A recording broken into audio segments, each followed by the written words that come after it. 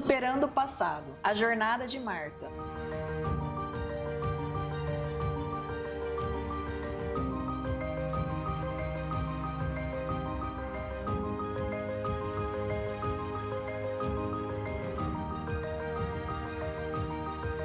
Marta, seja muito bem-vinda ao Tecendo Histórias.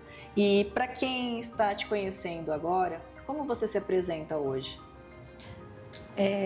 Primeiramente, quero dizer que é uma alegria imensa, né, estar participando aqui deste momento, né, com você, agradecer o convite. Para quem não me conhece ainda, meu nome é Marta Vanusa, né, tem esse nome composto, mas eu sou mais conhecida como Martinha, né?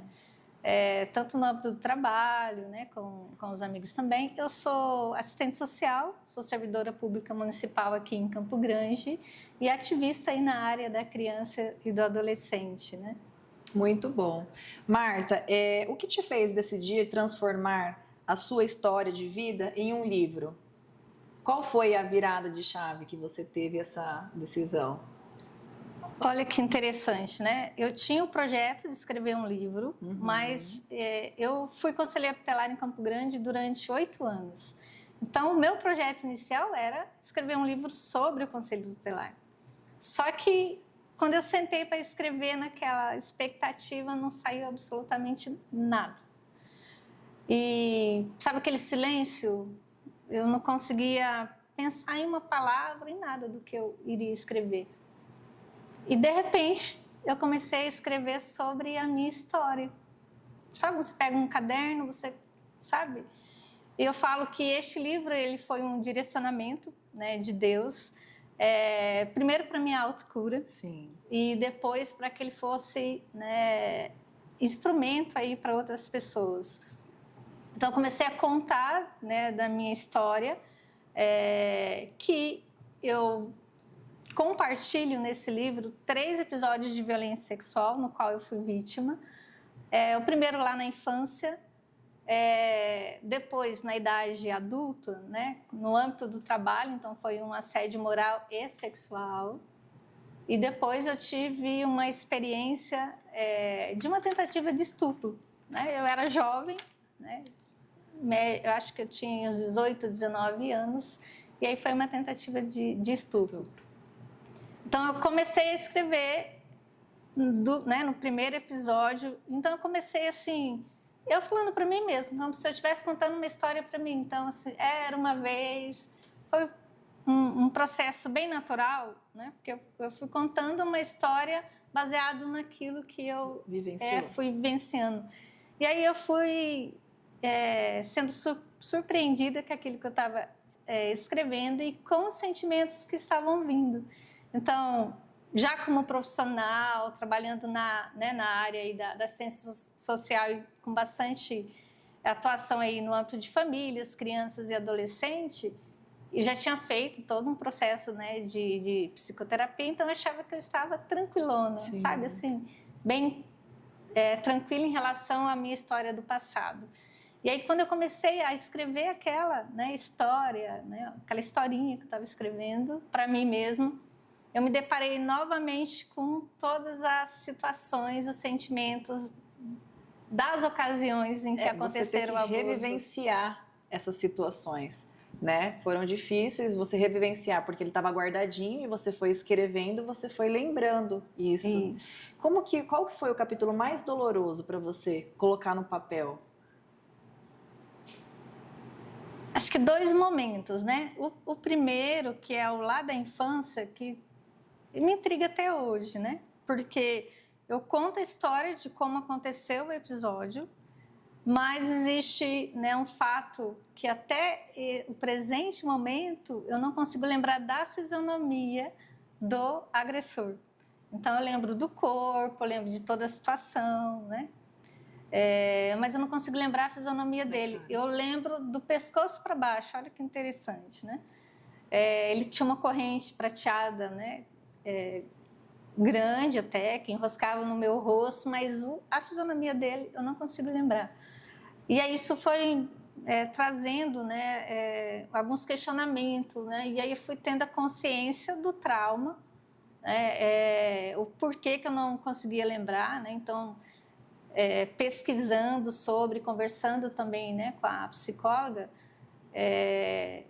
isso veio à tona, né? Então, assim, dependendo da lembrança, né, daquilo que nos traz uma dor muito grande, automaticamente é uma autodefesa. Bloqueia. Né? E aí tem esse bloqueio. Talvez um dia eu lembre, talvez eu nunca lembre, né? Mas falando, né, sobre isso, não me causa mais dor agora. Então, naquele momento da escrita, sim, eu tive que voltar para a psicoterapia.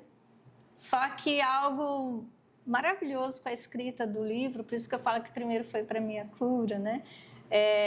Foi encontrar o caminho aí da cura e da libertação da prisão emocional.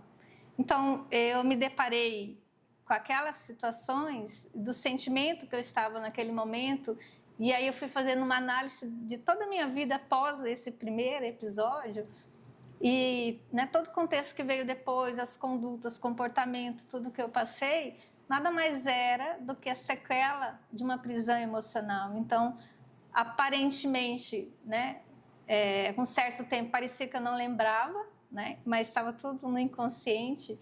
E aí, fazendo hoje a leitura, já, né, pesquisadora na área, entendendo sobre, eu vejo que eram bloqueios, né? Emocionais. E aí eu fugi daquilo também, para não olhar aquela dor, mas aquilo trouxe sequelas para uma vida inteira. Então, eu identifiquei, né, que aquele sentimento que eu era de prisão, né, uma prisão emocional. Eu lembro que eu falei, né, para a psicóloga que eu me sentia... Gente, o sentimento da gente se sentir aprisionado é desesperador. Porque tem momentos na nossa vida, então são situações que vai acontecendo ao longo do tempo que vai surgindo alguns gatilhos, né? E a gente nem percebe, mas nós acabamos nos colocando dentro de uma prisão emocional. Então, assim, o comportamento, eu era muito lenta em alguns momentos da minha vida, sofri até bullying, né? Até dentro de casa, né? Eu tenho lembranças da fala da minha mãe, falava assim, nossa, mas você é muito lenta. É porque realmente eu era travada, sabe assim? Então, tudo para mim, eu tinha medo, sabe? Eu tinha vergonha.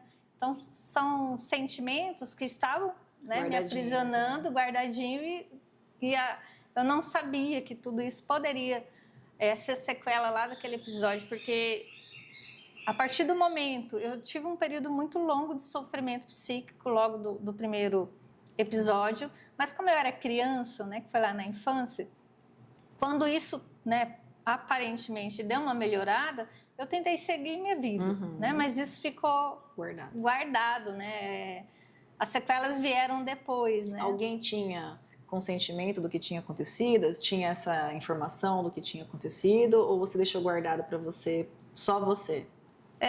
Lá naquele momento, né, que aconteceu isso da infância, foi com o vizinho, né, para você ter uma ideia, e aí tinha uma pessoa que articulou toda a situação, né?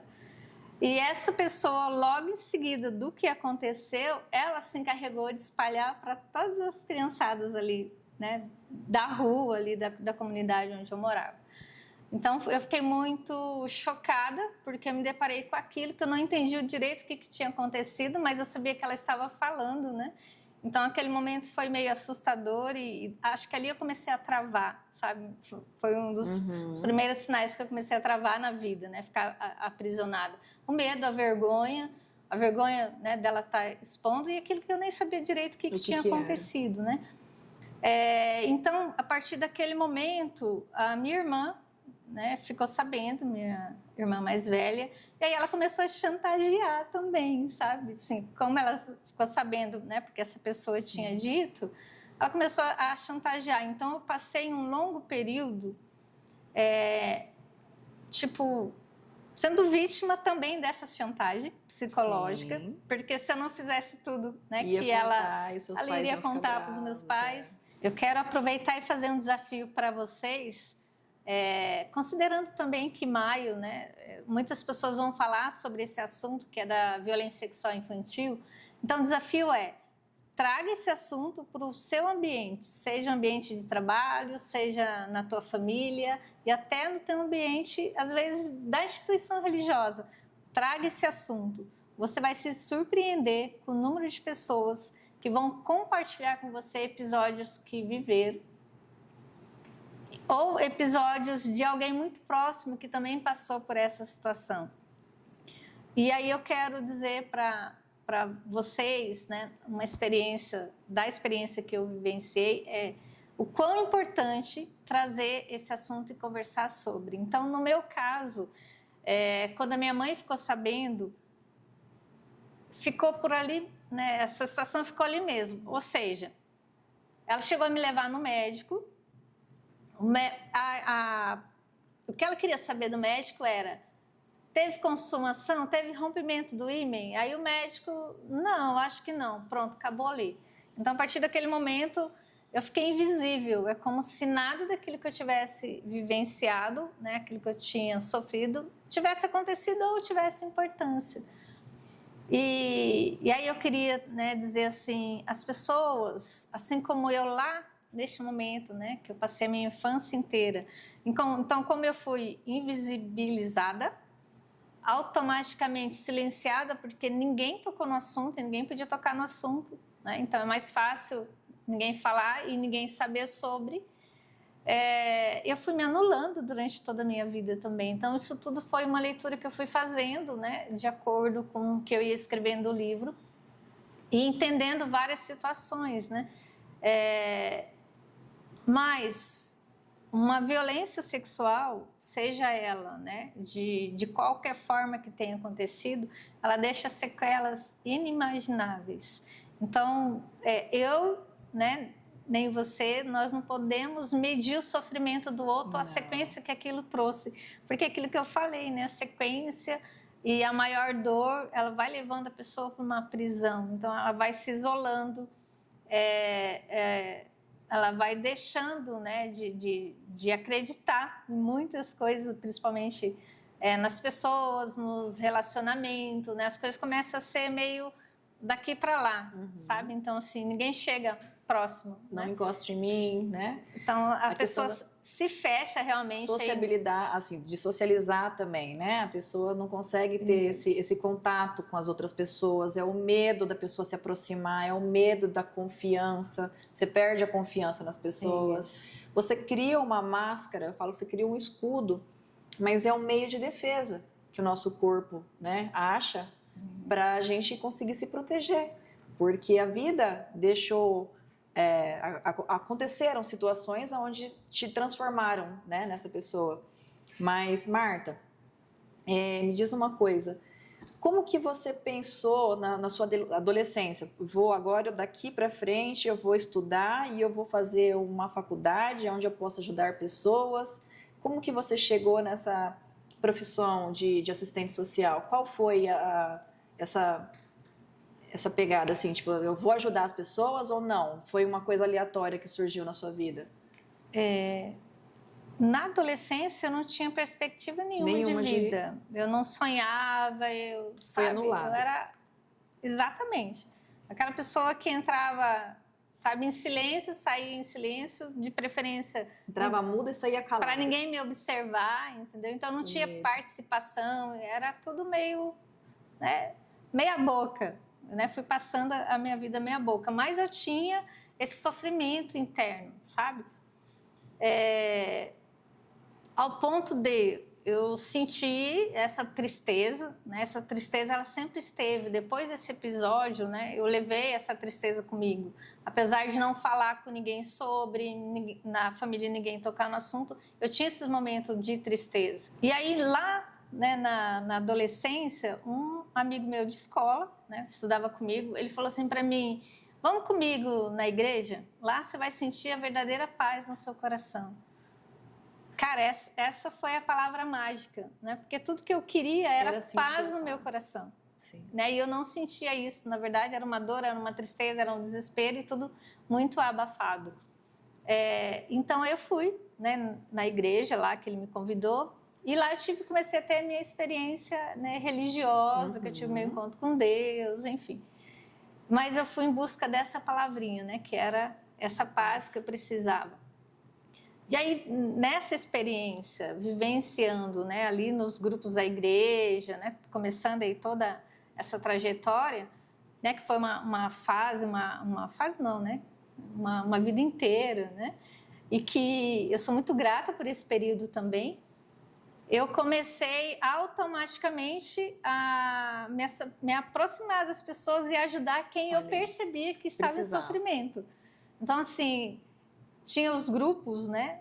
E eu fui procurando aqueles grupos sociais também. Então, eu nessa igreja que eu estou falando, é a Igreja Católica, e eu entrei para a Sociedade São Vicente de Paulo, que é um grupo dos Vicentinos, não sei se vocês já ouviram falar, mas que presta, né, auxílio aí a famílias carentes, né? Então, foi um meio de eu ajudar as pessoas. Então, eu passei a minha adolescência e juventude, boa parte da minha vida adulta, tentando salvar as pessoas. Hoje eu tenho essa consciência, né? Eu faço essa leitura. Mas era essa menina buscando salvação. Exatamente. Né? Então, eu passei a fazer isso. Mas aliviava também, né? Nossa, o fato de você ver uma pessoa sendo ajudada, aliviava. Eu não tenho arrependimento nenhum. Exato. E isso é uma coisa que eu falo, é natural, faz parte de mim, da minha essência, sabe? Assim, é uma coisa que eu sempre fiz e faço de uma forma muito gratuita e não me arrependo de nada, mas hoje eu consigo ter essa noção também de, além, né, desse trabalho social, né, tinha também uma menininha lá que precisava ser resgatada. E aí eu falo no livro da importância da gente observar as pessoas ao nosso redor. Sinais. Então, lá na adolescência, na infância, né, eu estudava. Eu estava dentro da minha família, dentro, né, da comunidade ali, né, dos vizinhos, né, da onde eu morava. Depois eu fui para a igreja, então tinha os grupos, né, de jovens, enfim. Mas ninguém sabia do que eu estava carregando dentro de mim. Ninguém parou para observar, né, essa pessoa, né, que estava fazendo tudo isso. Então, aparentemente, aquilo que você falou, aquela casca, né, parecia que estava tudo bem. Mas eu trazia, né, uma história aí. E como eu não tinha muito conhecimento, eu não consigo te dizer, né, falo, mas você não estudava? Eu estudava, mas eu não tinha tanta informação sobre o assunto. E aí eu fui, né, na 17 para 18 anos, foi quando aconteceu o segundo episódio, né, de violência sexual, que foi o assédio moral e o assédio sexual, que foi no âmbito do trabalho. E aí eu me deparei novamente com essa situação. Então, eu já estava aparentemente melhor. Mas... E como você ficou no momento, assim, do que aconteceu?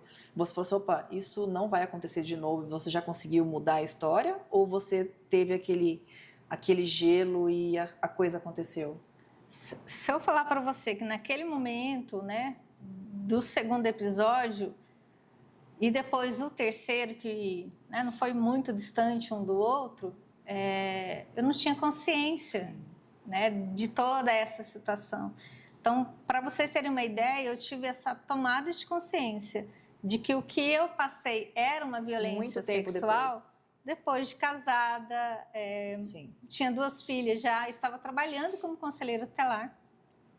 E eu atendia muitas mães, né, vítimas de violência doméstica, muitas crianças ali e adolescentes em sofrimento nesse ambiente de violência doméstica. E aí eu falei, puxa, eu preciso aprender mais sobre, para mim poder ajudar essas famílias, ajudar essas crianças e adolescentes que chegam aqui para atendimento. E aí, naquela ocasião, surgiu um curso, que era o governo do estado que estava ofertando, que era...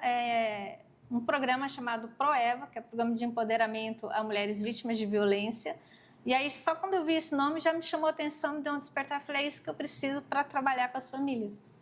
E eu fui para esse curso nessa, né, intenção. Já no primeiro dia, né, com o desenvolvimento, a proposta e o que já foi abordado no primeiro dia, caramba, eu me deparei, né, não com uma profissional em busca de conhecimento, mas com uma mulher que foi vítima de abuso físico e emocional. E, gente, olha, eu trabalhando dentro do Conselho Tutelar, só caiu a minha ficha naquele momento, de que eu era vítima, né, de tudo aquilo que eu tinha vivenciado tanto, né, no âmbito do trabalho, e depois foi episódio diferente de violência sexual. E aí foi o momento que caiu a minha ficha. Uhum. De lá, na hora que terminou o curso, eu cheguei para a profissional e falei assim, tá, mas e agora o que eu faço com tudo que eu descobri? Né? Com tudo que eu estou sentindo, como é que eu faço? E qual foi a reação dela? Ela me orientou que eu precisava, né, buscar tratamento, ajuda em psicoterapia, né? Você chegou a fazer? Fiz. Na verdade, foi, né, o que me ajudou, né? Foi esse curso que me deu esse despertar, mas que eu não parei ali. Então, eu fui em busca de tratamento. Então, quando eu me deparei, aquilo começou a ferver, sabe? A latejar as dores, as lembranças, né? E essa tomada de consciência. E aí eu me percebi, não só como vítima, mas que eu carregava também uma culpa, uma vergonha, né, de tudo isso. Então, a questão do segundo episódio, por exemplo, né, do assédio moral e sexual lá no âmbito do trabalho, como é que eu ia falar isso? Quem que ia acreditar em mim? Né? Entre o chefe, né, uma pessoa muito bem conceituada, né, muito bem quista, né? E quem era eu, né, ali na fila do pão para falar alguma coisa? Então, isso eu guardei em silêncio muito tempo, mas me trouxe, né, o sofrimento do primeiro episódio. Então, foi um momento muito crítico da minha vida, porque, além disso, né, como eu já estava dentro da igreja, vamos assim dizer, aquilo que tinha acontecido para mim era um pecado muito grande. Então, assim, o peso dobrou.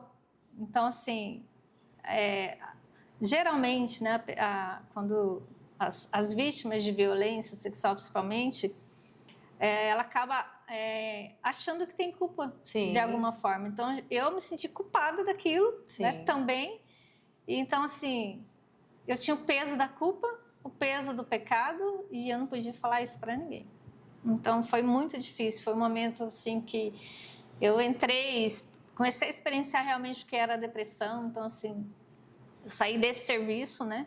Eu consegui sair desse serviço. Fui encontrada em 3 serviços posteriores por essa pessoa, né? Que com conhecidos, né? Foi atrás. Então, assim, vivenciar isso foi o momento mais difícil, eu acho, né? Conseguir superar esse segundo episódio.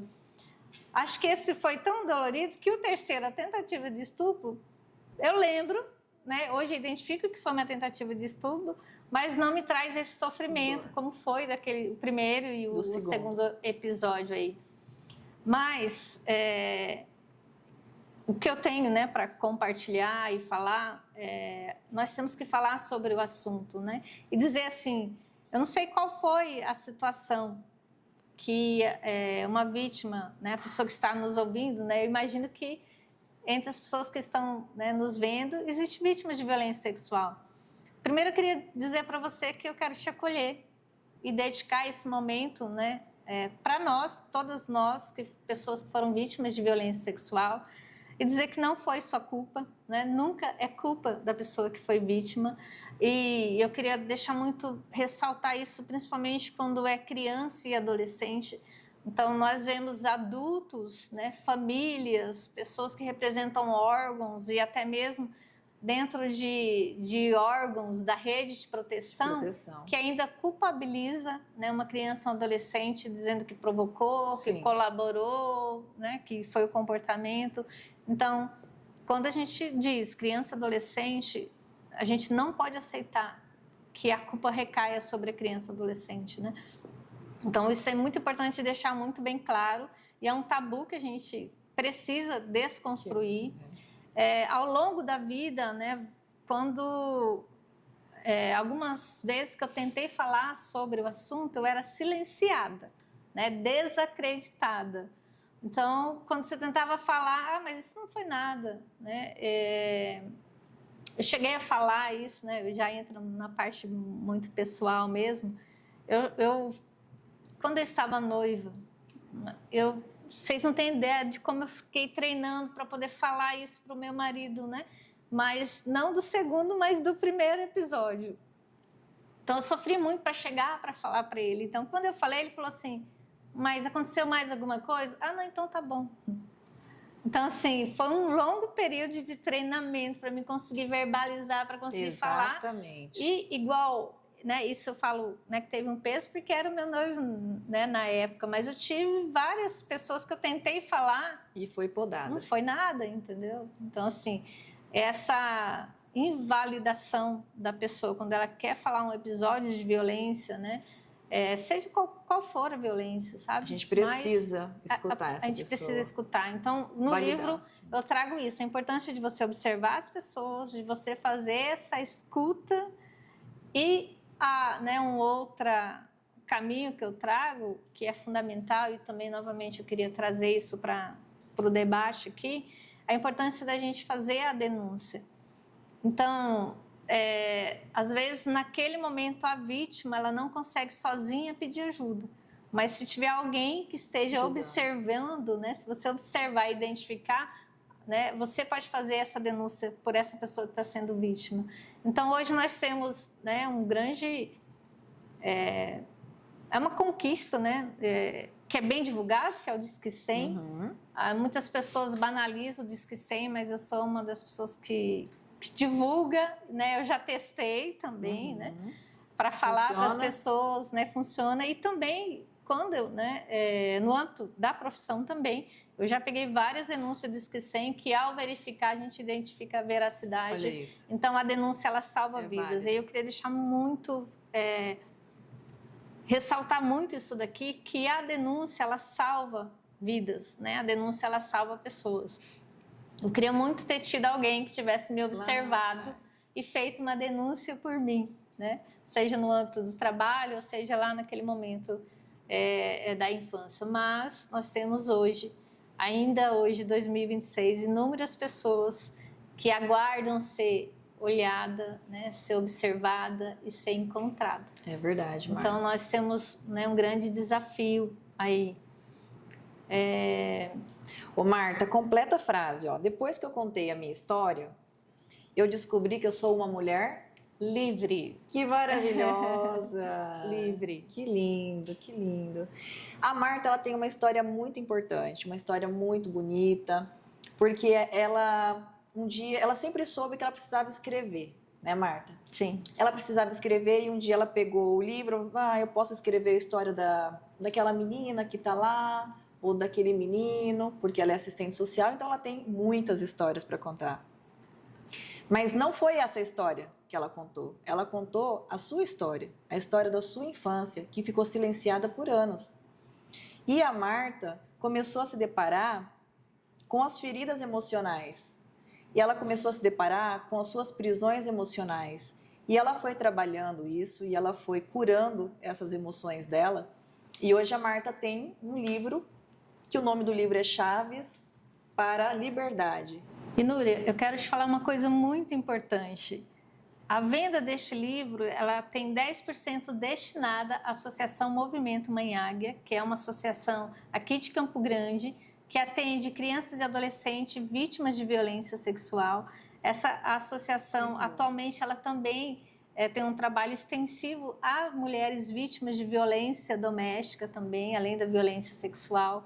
Então, adquirindo o livro, as pessoas também vão estar fazendo parte deste propósito, que é ajudar uma criança, um adolescente, uma mulher a receber, né, um tratamento, um acompanhamento psicológico. Então, muito bom. Adquira o livro, né, que também você vai fazer parte desse propósito e vai estar ajudando uma criança e adolescente a receber tratamento. Que incrível, Marta. Eu quero te falar de todo o meu coração que você é uma mulher muito corajosa, porque eu sei que não é fácil a gente estar sentada aqui para falar de um assunto que é um assunto doloroso, é um assunto por muitas vezes vergonhoso, aonde por muitos anos nós nos colocamos num lugar de culpa, né? Embora nós não tivemos culpa de nada. E eu quero te falar o quão importante você é para o universo, para a sociedade. Quantas mulheres, Marta, e não só mulheres, famílias, né? Porque às vezes uma mulher quer tirar a sua vida por um sentimento, né? Por uma tristeza profunda, que a gente sabe qual é, né? E você salva essa mulher, não só essa mulher, essa família. Então, assim, Eu acredito muito que nós temos, você também tem uma missão muito importante de resgate, né? E eu quero parabenizar você de verdade, porque primeiro pela sua coragem, pela sua dedicação, porque eu sei que o silenciamento das nossas dores é muito triste, é um lugar que precisa ser curado, é um lugar que se você não se cura, você acaba adquirindo uma doença psicossomática, né? A doença da alma, a doença da... Então, assim, eu digo para vocês, mulheres que estão nos assistindo, se por um acaso você está passando por uma situação semelhante e quer ser ouvida, nós estamos aqui para ajudá-las, né? Não só a gente, como existem outros apoios, pontos de apoios. Não sofra sozinha, mulheres, não sofra. Vocês não precisam disso. Às vezes tem um lugarzinho, né, para você verbalizar esse sentimento que você está precisando verbalizar. Porque uma vez quando aconteceu comigo, eu falei, eu vou levar isso para o túmulo. E de fato eu fui verbalizar isso depois de 30 anos da minha vida, né? Desnecessário?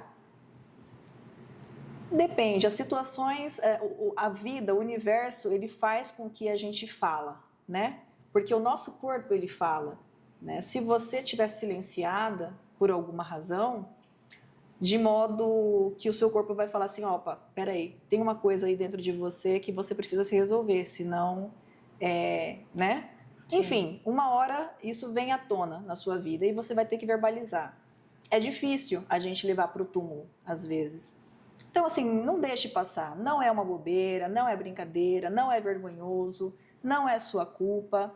E eu acho assim, a mulher, quando ela quer se unir, ela consegue salvar muitas outras mulheres.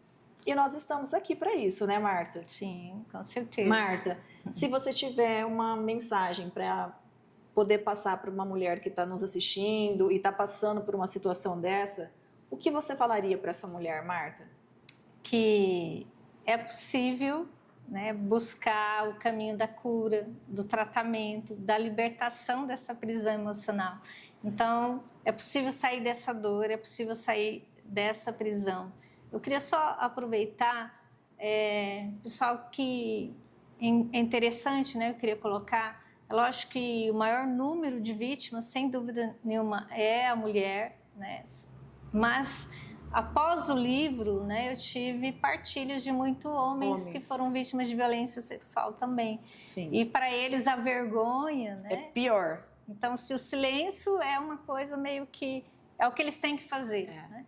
Mas é aquilo que eu disse, né? O desafio, traga o assunto, né, para o debate no seu ambiente de trabalho, dentro da sua casa, dentro da sua família, e vem com coragem, porque você pode ser surpreendido Sim. com um episódio, né, de alguém que esteja do teu lado, às vezes dentro da sua casa, às vezes no seu ambiente de trabalho. Mas é importante falar porque as pessoas precisam ser libertas dessas prisões, né? E não há nada melhor do que você se sentir livre, né? Então, assim, busque ajuda, busque tratamento, faça denúncia, nem que seja anônima, né? Eu tive pessoas que eu atendi no âmbito do trabalho que a própria pessoa fez a denúncia anônima, a própria vítima. Então, ninguém conseguiu olhar para ela, mas ela fez essa denúncia anônima e a ajuda chegou até ela. Então, né, denúncia eu queria deixar ressaltado aqui.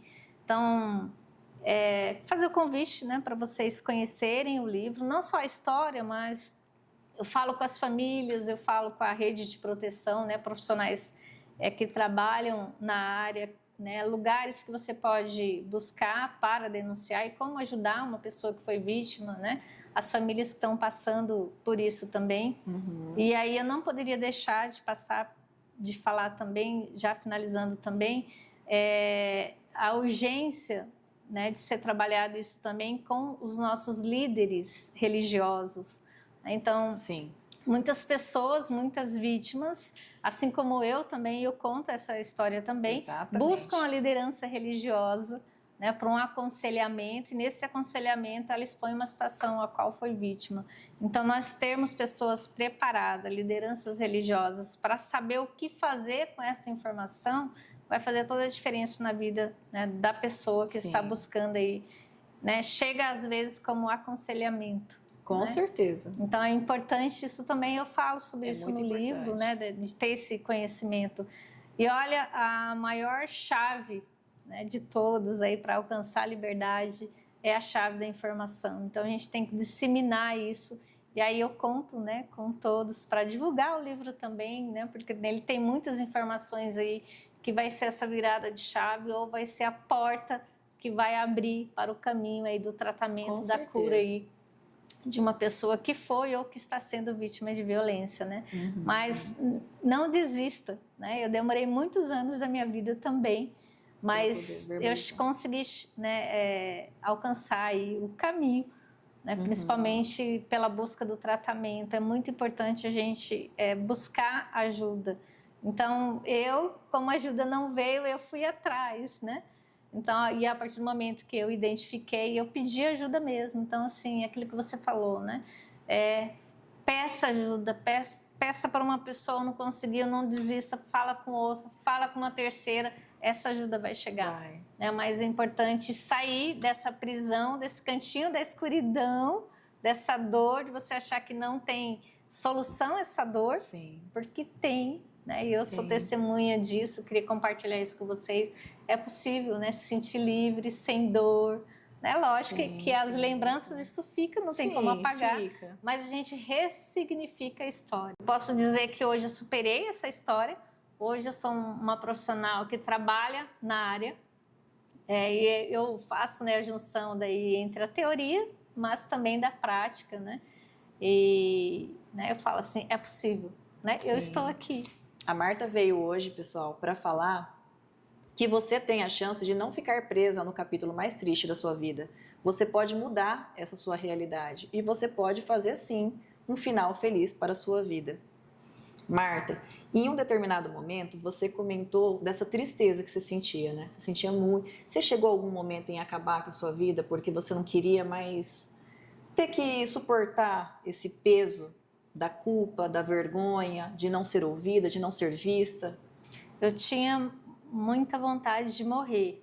Eu nunca tive coragem de atentar contra a própria vida, de eu fazer isso comigo mesmo, mas eu tinha esse desejo, né, essa tristeza. Para você ter uma ideia, isso não acontece mais. Graças a Deus, mas um dia aconteceu. Mas eu quando vinha essa dor, era uma angústia tão grande, um peso aqui. E na minha cabeça eu imaginava pegando uma faca e eu fazia isso aqui. No coração, onde... sabe? Sim. E aí aquilo me aliviava, para você ter uma ideia. Então a forma de eu lidar com aquela dor antes, né, isso depois de adulta também, sabe? As pessoas não sabiam disso, era um segredo meu. Quando vinha aquela dor, aquela angústia, eu me imaginava assim, eu pegava, né, com uma faquinha na mão e ia fazer isso aqui. Aquilo era o meu alívio.